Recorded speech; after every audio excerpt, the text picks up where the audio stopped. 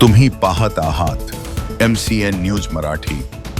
संत गजानन महाराजांचे दर्शन घेऊन शेगाववरून परत येताना एर्टिगा कारचा अपघात झाल्याची घटना 1 मार्चच्या दुपारी सुमारे 4 वाजण्याच्या सुमारास वरवंड गावाजवळ घडली।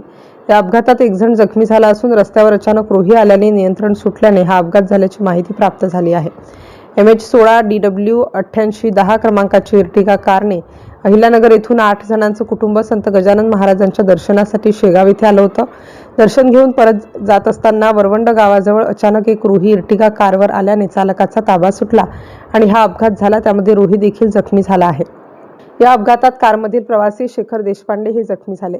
त्यांना ग्रामीण रुग्णालयाच्या अँब्युलन्सद्वारे तात्काळ जानेफळ येथील श्री गजानन रुग्णालय येथे उपचारासाठी दाखल करण्यात आलं असून त्यांची प्रकृती स्थिर असल्याची माहिती आहे।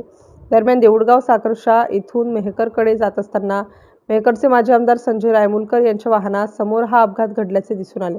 त्यांनी तात्काळ पोलिसांना माहिती देत जखमींना मदत केली। तसेच वन विभागाशी संपर्क साधून जखमी अवस्थेतील रोहित प्राण्याला सुद्धा उपचाराच्या सूचना दिल्या। MCN न्यूज मराठीकरिता बुलढाण्यावरून प्रमोद मिश्रा।